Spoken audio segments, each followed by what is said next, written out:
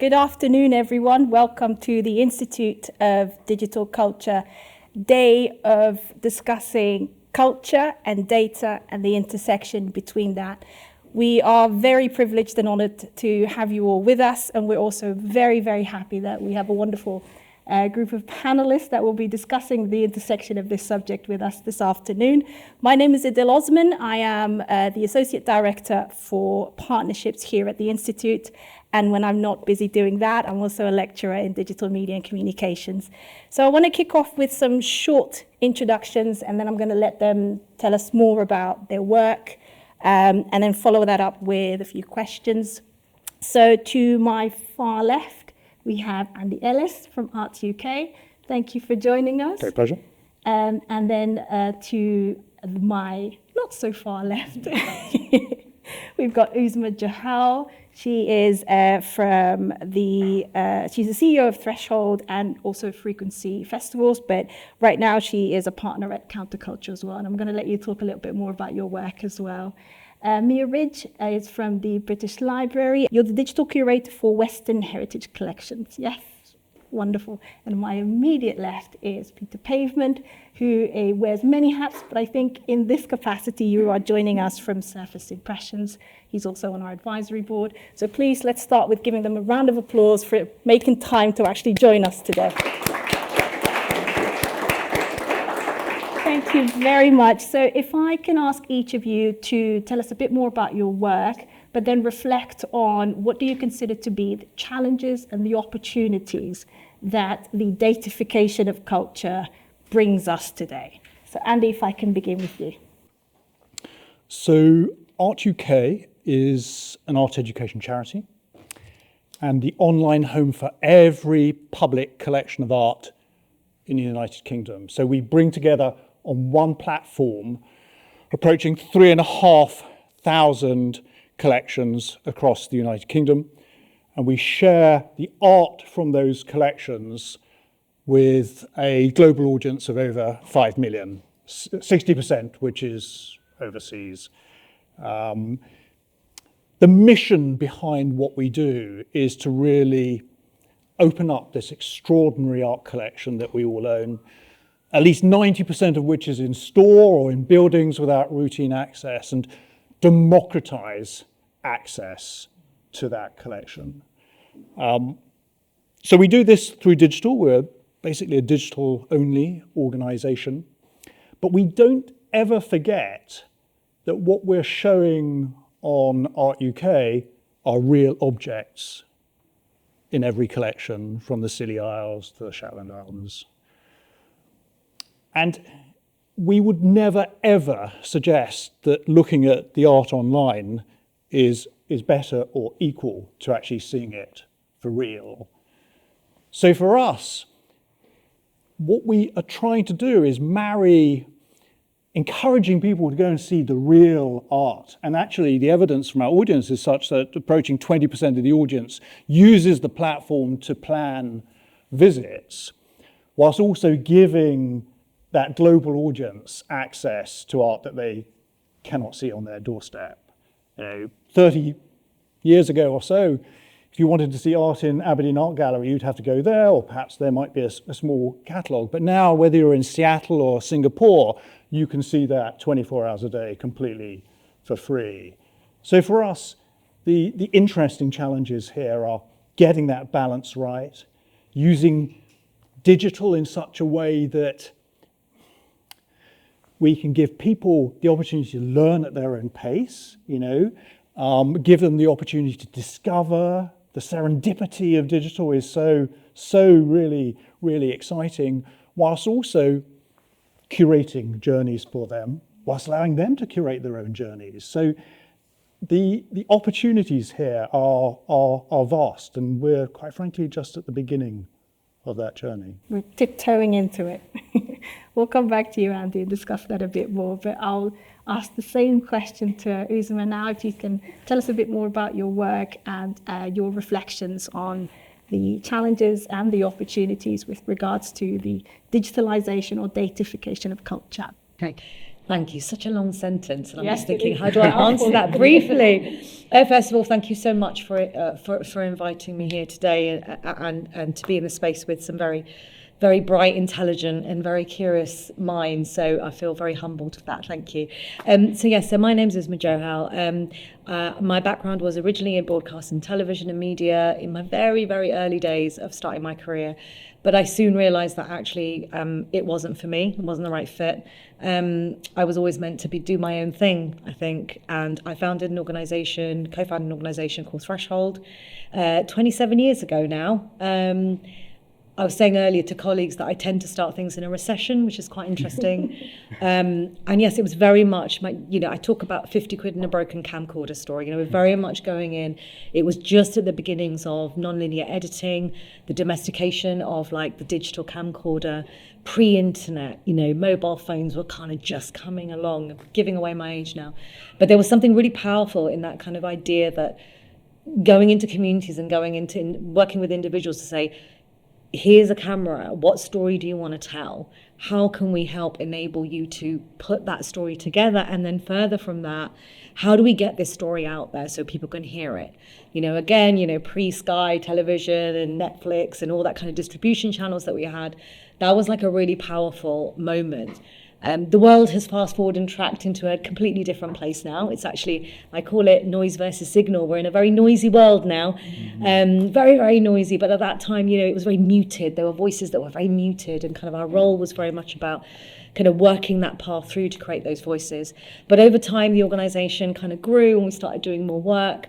My work as a CEO and founder meant that actually I took more of a strategic role, recognising the need for the development of talent and skills pipelines, for kind of making opportunities and pathways for those from underrepresented communities to consider the creative industries as a pathway and an opportunity, not just around expression, but actually, oh my gosh, I could do that. I could be in that career. This could be something I could do. But also then working with policymakers and strategically in places to kind of lever down the funding and opportunities for a wider set of people for that kind of opportunity to occur. And so I've worked kind of across a number of different things, and I feel privileged that I've been grassroots, boots in the ground, in those pupil referral units, targeted estates, all that kind of work, right up to working with vice chancellors and with directors of local government and local authorities to kind of think through some of this stuff over the span of my career. 5 years in the thinking and 2 years in the absolute planning, I decided that I needed to part ways with my baby, which was Threshold. It was a very, very easy decision, actually, but it was a difficult one to do I wanted to leave on the right terms. So it took a lot of thinking, working with my board. I left behind also a really proud legacy for myself, which was establishing Frequency International Festival of Digital Culture, which I would encourage you all here to go to if you can. It was born out of Cultural Olympiad funding. We had 1 year's funding. We went in and said, let's birth a festival that is purely celebrating digital culture in a way that's not happening in the UK, that will really invite everybody and break down barriers into how we use technology and the cross-section of art and technology in public space, and really, really celebrate the democratization of space. And it was a real leap of faith because we only had that 1 year's funding. But I kind of came back, I remember in my speech in front of the great and the good, and said, yes, we're closing. We've done an amazing festival this year and we'll be back. It's a biennial festival. We'll be back in 2 years' time in 2013 with absolutely no money to back me. So that was 2011. We celebrate our, 12th year that will be coming this year. So I really urge you to please come to Lincoln and experience Frequency if you can. It's not that far away. But now basically I work at Counterculture. I'm a partner at the firm. It's a multidisciplinary firm, and we very much work across kind of strategic business planning frameworks for the cultural industries and creative industries, both with institutions, but also with local authorities as well, and more so recently with combined authorities around how they might deliver culture in their places. And again, that's something that I'm really interested in, able to kind of influence and support where I can. Sorry that took so long. What I was going to say very quickly is, and I've written this down, you were talking about challenges and opportunities. Mm-hmm. So I think in terms of opportunities, what I wrote down was the amplification of underrepresented and marginalized truths, mm-hmm. I think is a real opportunity. The challenge on the other side is to is the amplification of this bias that occurs and is occurring in our conversations, and the ethics around datafication and particularly algorithms and kind of artificial intelligence, and the potential for harm and further deepening of divides in society. So that would be my two. Good, we're going to unpack that a bit Oh, God. once we've made the round. So I want to come to Mia and for you to tell us a bit about your work at the British Library and your reflections on the challenges and opportunities. Yeah, thank you, and thank you for the opportunity to be here today. So I'm Mia Ridge, I'm a digital curator at the British Library, which sounds like a kind of made-up title. What that means is that I encourage people to use the library's digital and digitised collections in line with the mission of the library. So for creativity, enjoyment, inspiration, education, research. My background is partly as a technologist and partly as a curator now. So I think we're kind of right at the point of thinking about those opportunities and challenges. A lot of the opportunities are similar to what Andy said in terms of the British Library is one of the 2 biggest libraries in the world. It's an intimidating space, or it can be an intimidating space. Those of you from a museum studies background will know that kind of threshold fear, that fear of, do I know how to behave in this space? How do I order up a book? What happens if someone laughs at me? It can be a really intimidating space. And you have to get to London, and that is a huge barrier to lots of people. So the opportunities of digitised and born digital collections is making them available to anyone, anywhere, ideally with any kind of level of connectivity, any kind of device, but also working to reduce the barriers to use, the intellectual barriers to use. So helping people understand these collections represent past lives. They're not, some of them are really fancy, some of them are incredibly prestigious, unique, like only unique to the world, like they're one-offs. But they all represent lives. There's ways that we can connect to them that you might not immediately think of coming into that kind of research library space. So we can do a lot of work using these digitised methods to invite people in without going through the reading room, without having to, notoriously, you used to have to say what book you would order that you could only get at the British Library before you could get your reader's ticket. That's an incredibly intimidating question to try and answer. But now we're just like, come in, have a look at our images, work with us, help us crowdsource, help us spread these images. And you kind of see that with things like social media and the way that images can spread and media can be shared. So that the ability to find new forms of creativity, of invitation to participate, to share, to connect to our collections. But I think the library has a lot of challenges around the scale of the collections, the pace of digitisation, the maintenance of infrastructure, connecting our collections to other collections, and that's where things like the Museum Data Service is so exciting, because they're ways of just putting your collections in conversation, in connection with other collections. Finding tools that are fit for purpose for our collections, which are incredibly international, very varied over time, very varied in form.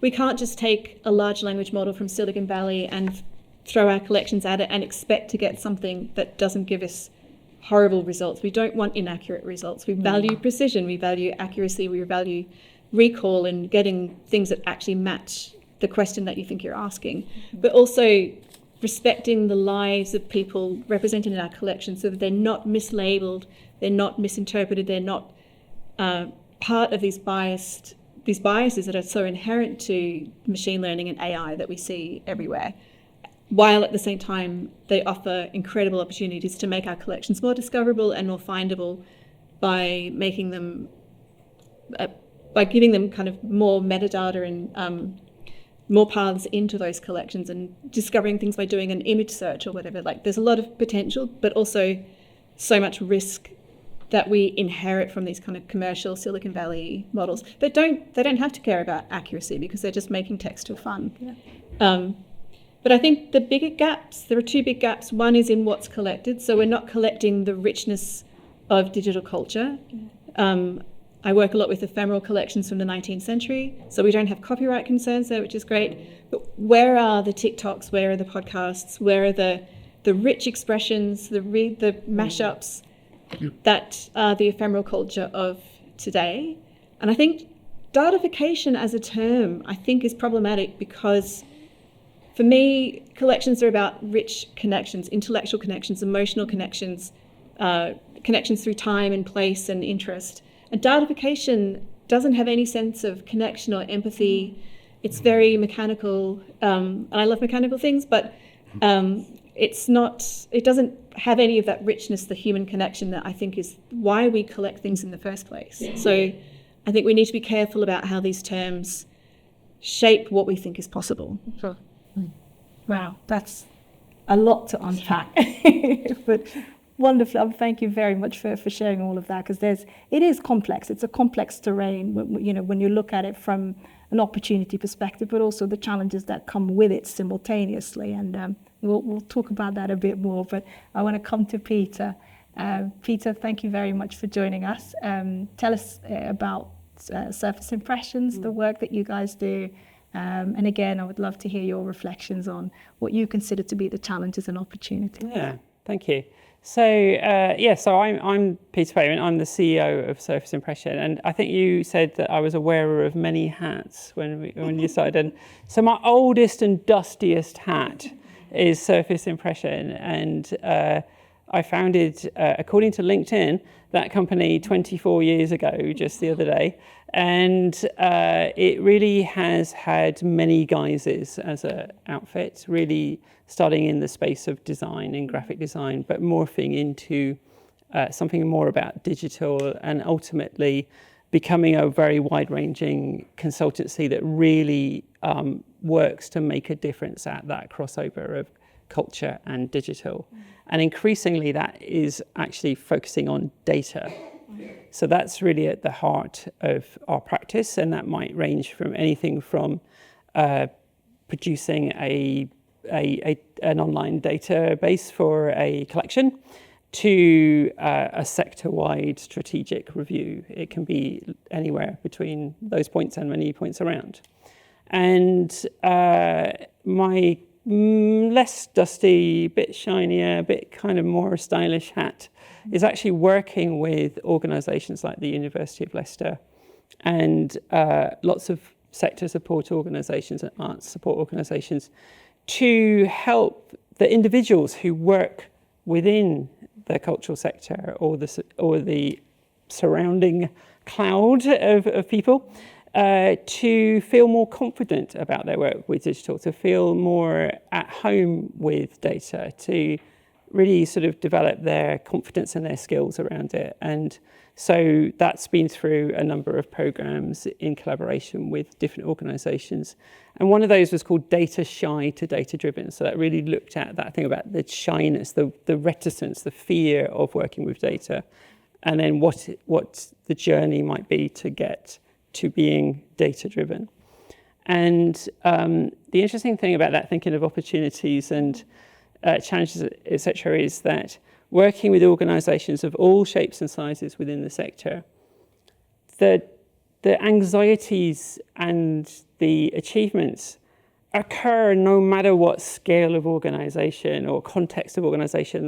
The kind of the digital champions pop up anywhere. The kind of grinding problems pop up anywhere. And it doesn't matter if it's a giant organisation or the tiniest one run entirely by volunteers. These things are just pervasive. And there isn't a correlation with resources or opportunity very often. And my shiniest, newest hat is to be an honorary fellow of the Institute for Digital Culture. So that's the up-to-the-minute hat. And I've been really kind of happy and privileged to be here for this week, really the first time I've had a chance to activate and be part of that. And so I was facilitating the hackathon with the Museum Data Service Data at the beginning of this week here in Leicester.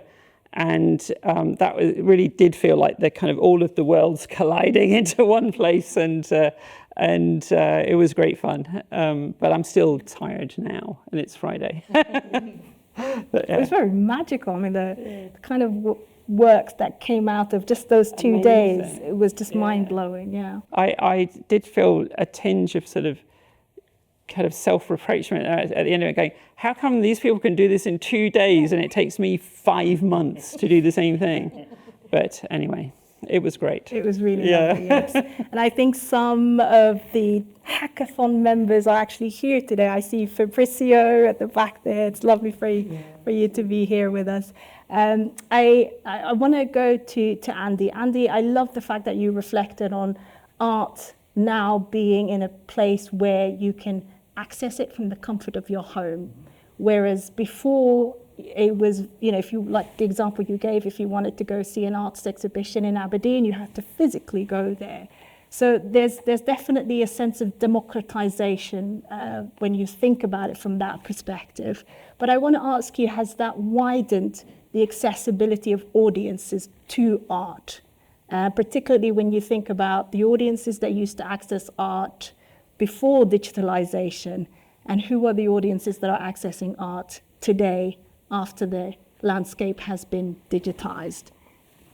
I think, if you compare it to 30 years ago or so, I think it's dramatic in terms of what digital has allowed here. But it's still unfairly shared.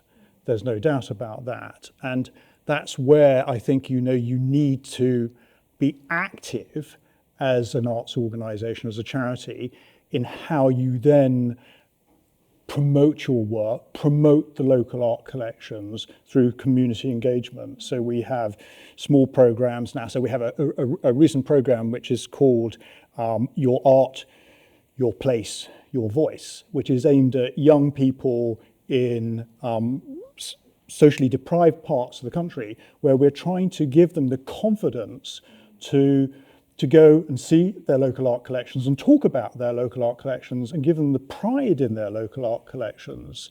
So contrary to what I was saying before, in terms of being completely sort of only digital, we do actually go out into the physical world occasionally, and that is one such project.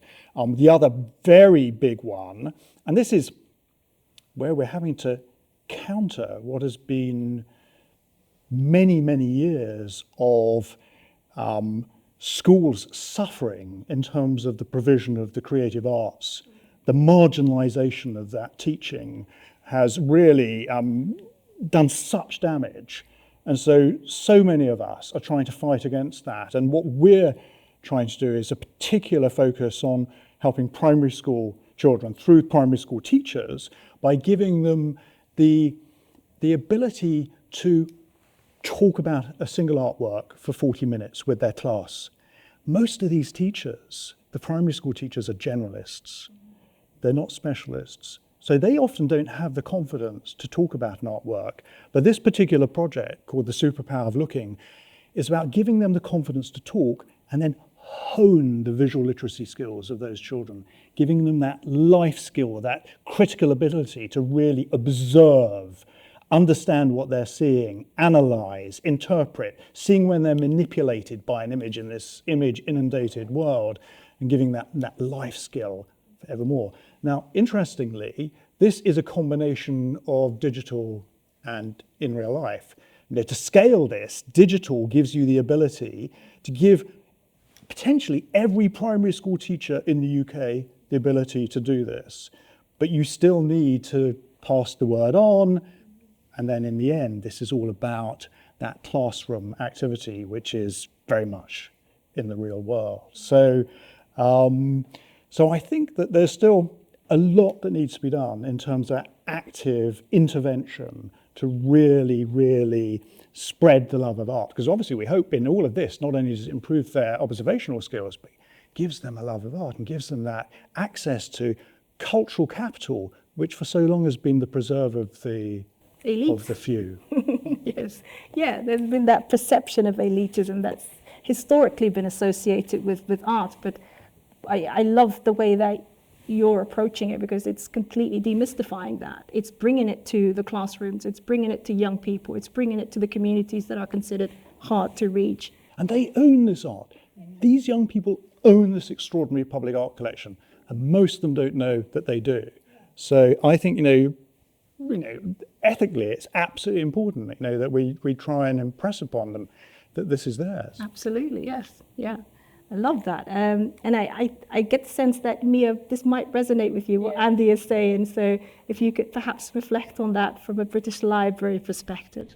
Yeah, I was thinking about what Andy was saying and kind of imagining that one of our missions could be to give everyone the confidence to use their national collection. We're the National Library of the UK.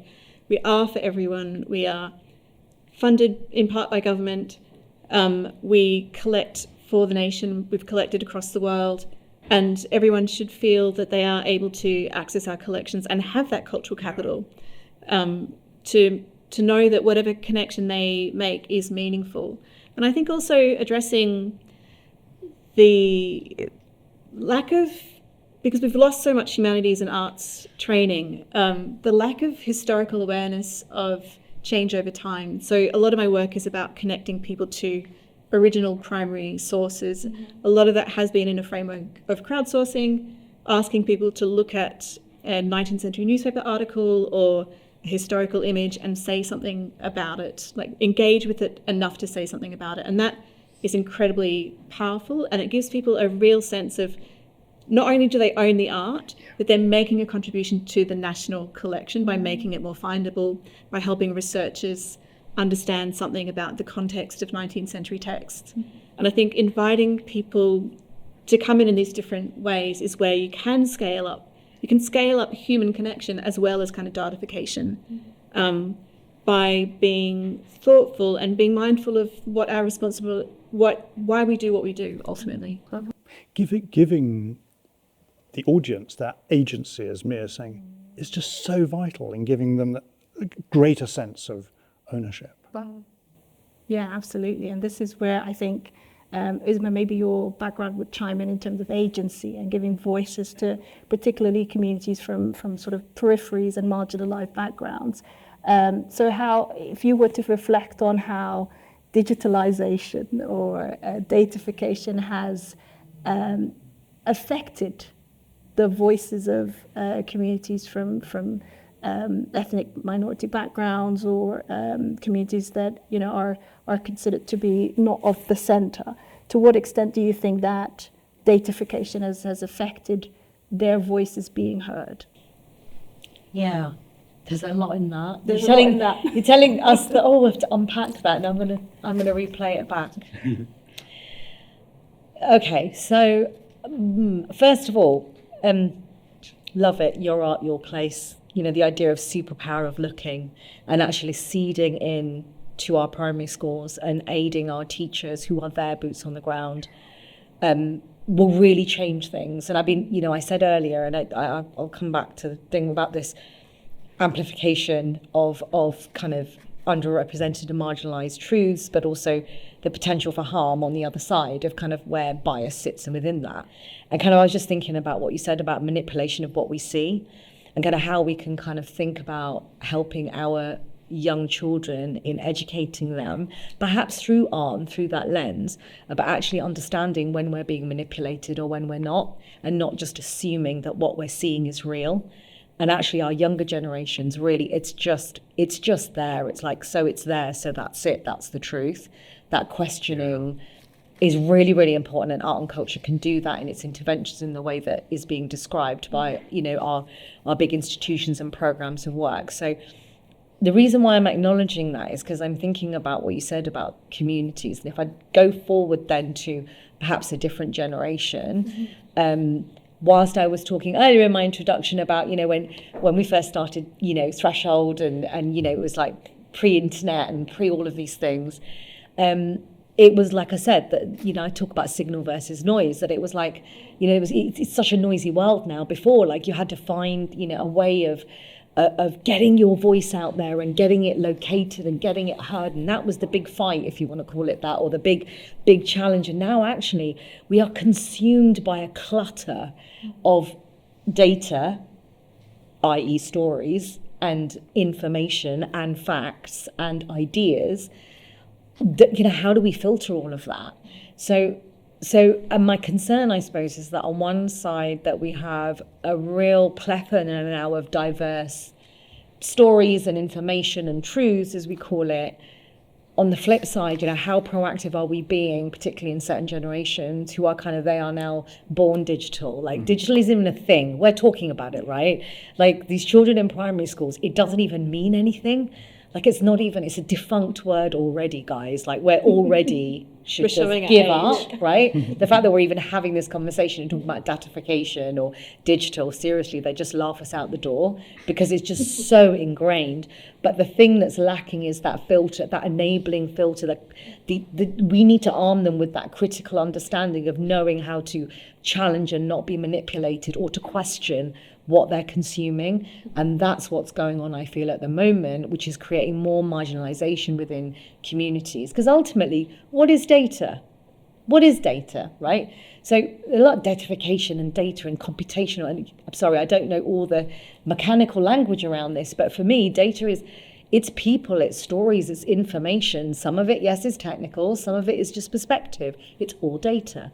So actually, it's how we are feeding ourselves information and how we are, flowing between those two things that's important. So yeah, I think, like I said, whilst I say on one side it's a great opportunity, but actually we really need to go back down to that younger generation and start arming them with the ability to know how not to be manipulated, and to interpret what they're seeing so that they can be, make decisions for themselves and in their perspectives of their families, of their neighbours, of their places, of their space in society, and not let that thing dictate what we're doing. Yeah, and how do we empower them, really, Right. is the question. And this is where I want to bring Peter in, because Peter, you work a lot with different cultural organisations, and I suppose what I want you to reflect on is to what extent do you see datafication being an influencer with regards to the cultural forms that organizations are making, cultural content that they are making. And is it a tool of empowerment, or do you see it as they're being forced into utilizing it? Interesting. Yes, I like the question. And I think that there may already be a question about they. Yeah. That there's not actually that homogenous a sector here. Right. There's really a lot of variety in terms of motivation and ability and resources and interest. So at some ends of the scale, you'll see some really fascinating digital engagement that is reinterpreting data and repackaging data and doing all sorts of things we haven't even thought of with data as their medium of choice. And that might be some of the things that we've seen through, say, the museum data service, or completely eclectic other sources. It can, if we're talking about data or datafication, data is everywhere. It surrounds us. It permeates us. It's the observation of it that turns it into something you can work with. At the other end of the scale, there are organizations that are terrified, or people within organizations. In fact, I need to unpack further. Organizations are groups of people. Yes. And, yes, there's power structures and all sorts of things going on in there, but there's often a fear of moving forward with anything, but especially these mysterious things like data. And so that, and every point in between. So there's really a lot to work with there, and a lot of opportunity there, but their challenges are very clear. Yeah, and we were talking about it earlier in during the board meeting, where we were talking about how organizations are made up of people, and depending on whether those people see data as something to be feared or something as an opportunity that can be harnessed, really shapes the policy and the structures that then follow. I wonder if we have time to take questions from the room, because I really want to take advantage of, there's so many people here, so perhaps a dialogue can form so that it's not just us talking here. Is that possible? Do you think there's a danger that, to a certain extent, we look at history, but we confine it without sort of going to the depth? Because, you talk about the younger generation, and I'll associate it with the students that I teach. and they're very much seeing an image that's portrayed to them. I think you've partly covered this without going into the depth of knowing actually that society is different. So they're almost judging it on the values of society today, without actually sometimes learning from, we need to sort of own up to some of those mistakes that we've made in history a bit. And that comes to my second question, sort of sexism or the connections with slavery, all those type of ones. But actually, we also need to be appreciative of society was different, we move on. So I'm just wondering, how can we sort of demystify some of these issues and look at the fact that we need to look holistically to a changing society? Yeah. So looking at it holistically and thinking about the biases that could be embedded in. So perhaps we all can reflect on it. Andy, what do you think about that? One has to accept that there are biases in the data and we need to do something about this. There are challenges here about who owns the data and how you do that. But the other side of this is there are interventions that you can make. So, we spend a lot of time telling stories about art, and those stories, there's a big focus, for example, on underrepresented artists. So that, we hope to a large degree, is countering any small biases that are coming through the data, because that's what we're stepping forward about and telling our audience about. So I think that's one way in which this can be addressed. Definitely. Uzma. Can you come back to me?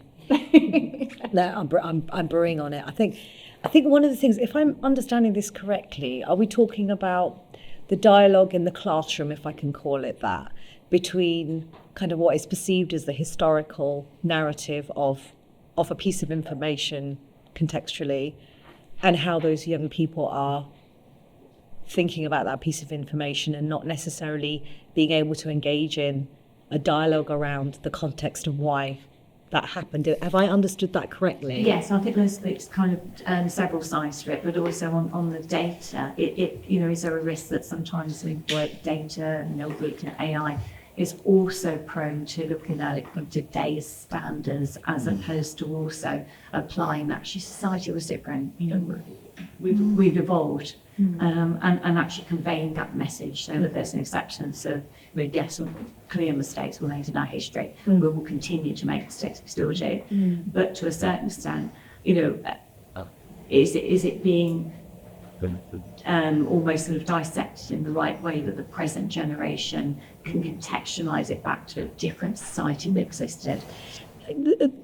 Thank you for that. And I think that's more of an acknowledgement of a statement that you're making from your perspective, which, I'm just going, I can see where that's coming from.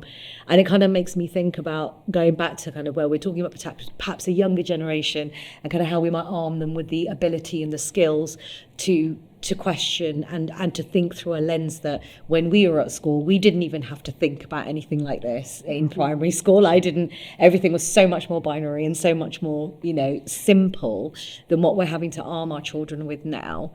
I'm thinking about the next a further generation. I think this is the power of education and the opportunity that we have in our classrooms, and particularly through secondary school and through university education, it is about creating the space for that conversation.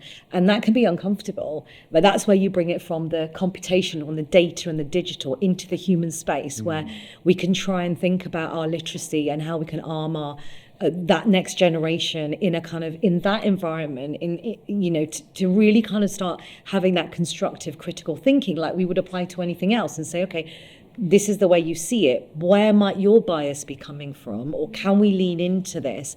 And I think this is the power of education, of convening that space in which we can start shaping those minds, not shaping, but influencing minds to think slightly differently. It's a very uncomfortable space. And I think traditionally for educators, it was very passive, because it would be like, we are the knowledge givers, you are the knowledge, consumers. But actually the space that we're in now is that it's a different type of a space. And I appreciate there are students here with us today, and actually it's a different dialogue, and actually we're having to come into an uncomfortable space that we might not agree on. So we maybe perhaps have to be taught and teach in a slightly different way, which I know is happening, absolutely. So I think it's more acknowledging what you're saying is that actually is a given, I think, in certain circumstances. It's in that moment of education, that power of that moment of those people coming together. But I also accept that that's uncomfortable and difficult, and that takes skill, patience and perseverance from all sides. Yeah, and it's a work in progress. You know, we're constantly learning as we are evolving in this space. And related to that, I wanted to bring me and Peter into the conversation about digital confidence. So, you know, you previously mentioned how the British Library can be an intimidating space to go into. And to a certain extent, people need confidence to actually, you know, go in and utilize the space. And the fact that it is digitally available perhaps makes that a bit easier, but they would still need to have digital confidence, digital literacy, right? Yeah, I think there's two sides to it. One is I kind of wanted to conclude with the idea that if something is presented to you as data, it means that you can play with it. Like it gives you, it's a way of making it an active thing that you can engage with. You can challenge it, you can put it into context. And I think data is often flattened. Everything on the screen has a kind of truthiness, a vibe that it, you know, it exists in pixels, so it must be right. We also see a flattening of how people understand a museum and a library and an archive, and then maybe the difference between a traditional museum and an Instagram-y museum that is just a kind of an experience space. So, and I think in some ways it goes back to the superpower of looking, the superpower of reading, drawing on the cues that you can see in the image or in the text or in the VR experience or whatever, that helps you understand the gap between when that image was created, how that was created, and who we are now, and using the material available in the whatever it is that you're looking at to have the confidence to push back and to say, well, what were the invisible inequalities or structural differences in society then that was shaping how that was created for any kind of data that you're looking at.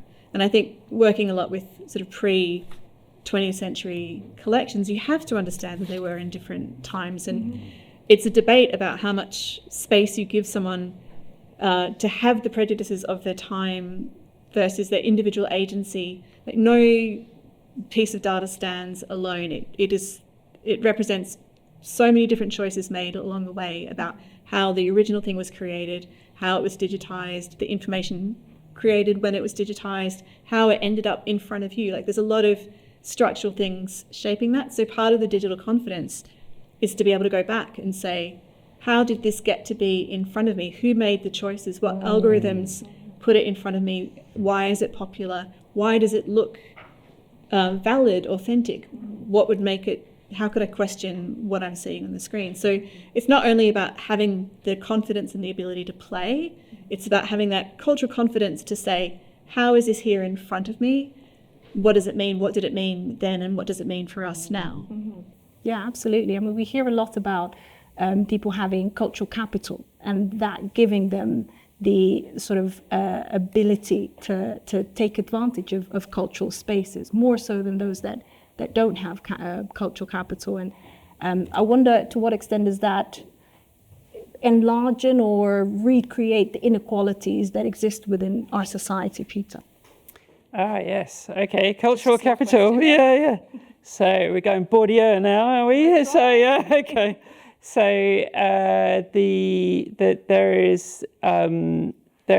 there is that. I guess if I'm thinking about Bourdieu, when he produced, I think it was Taste or something like the book was about taste, like as in cultural preference and cultural standing. If I remember that rightly, I may have mangled that completely. But it really was in part to explain why people who have no money had standing.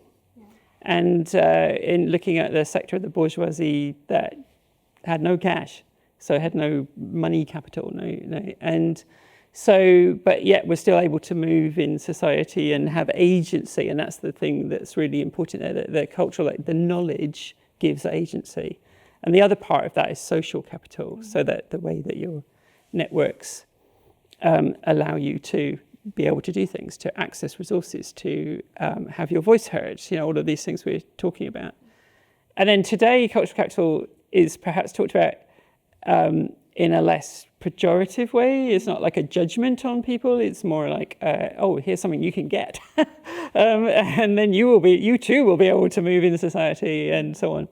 And I think there's a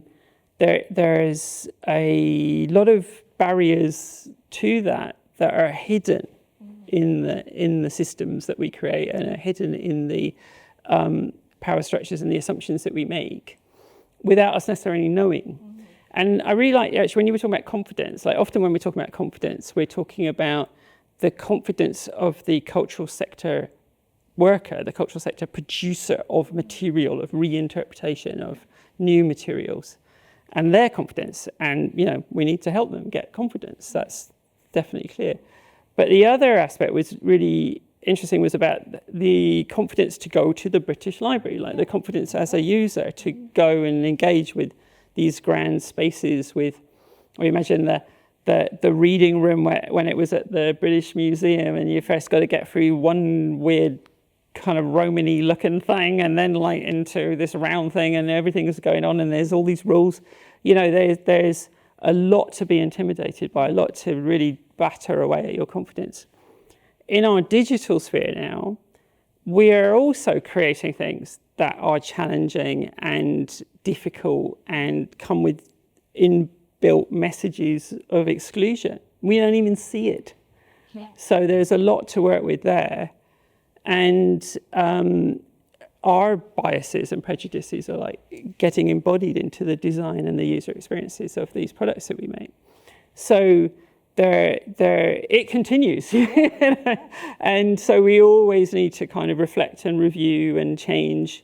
And I think that there are moves to help bring content and engagement and interaction a bit more into the spaces where people are already, rather than expecting them to kind of come to us to that thing we made last time. Yeah.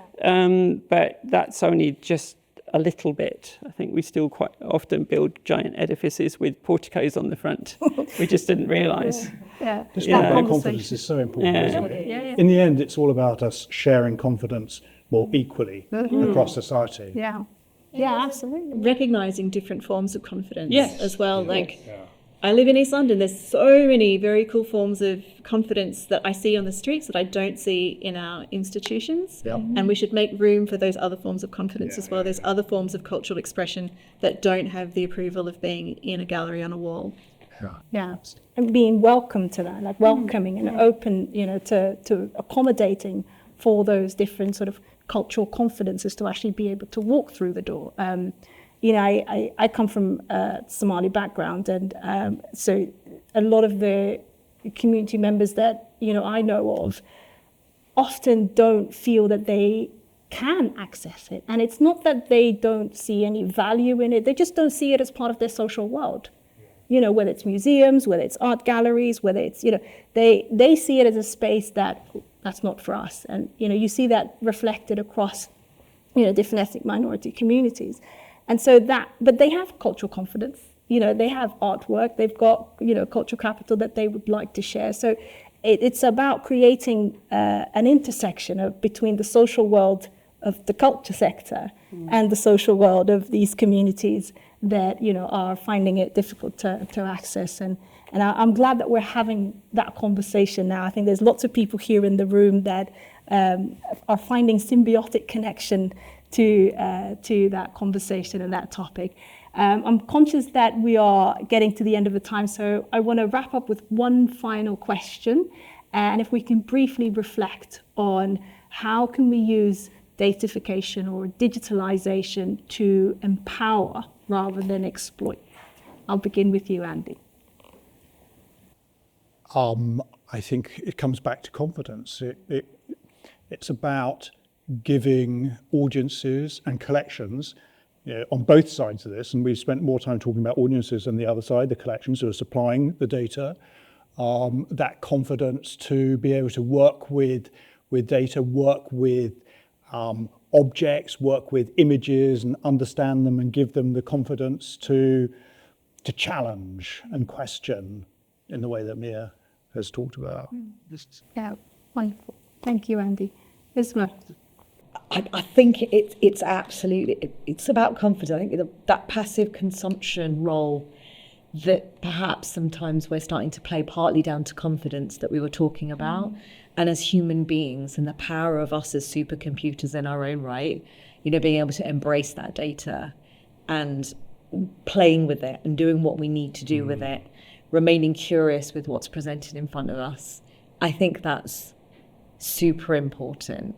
And if that's something we can now, in our relationship to data, if it becomes this other thing, and that's why, like I said, I think there's a younger generation coming through where data isn't scary. They are actually digitally confident because they don't even know what the word digital means. They're just confident, and it's just kind of it's just content on the TV or the algorithm on YouTube, or it's just what it is.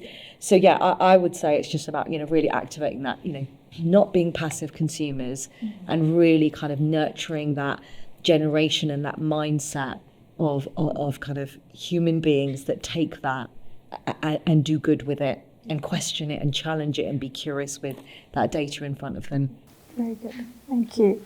I think building on that, I would encourage people to think of data as something to tinker with, something to play with, something to present in a new context, to do good work in all the different ways that you could do that kind of good work, whether that's research, whether that's creativity, whether that's representing things and challenging things, but also for organizations to recognize what's being done with that data. I think that closing that step, closing that gap and saying, we see you, we see what you've done, we appreciate how you've shown our collections in a different light, is a really good way of challenging us as to change our practice, to improve our practice and to step up, to meet people where they are. Cool. And I think that being here in a academic venue and with such amazing people around us, that to make an appeal to the use of data, to the analysis, the interpretation, the storytelling, the reinterpretation, all of that is really taking that raw material of data and turning it into new insights, to the 1,000 different views that we need of everything. And sometimes the huge new spaces open up when that's been able to occur. And insights, correlations or spaces or factors that we just had no idea were there. And that really is the space for creative spark, but also change. Yeah, brilliant. Well, thank you very much. Please give a round of applause to Andy, Uzma, Mia, and Peter. And thank you all for being here. I think we're going to go for a break now, but for now, we'll leave it there.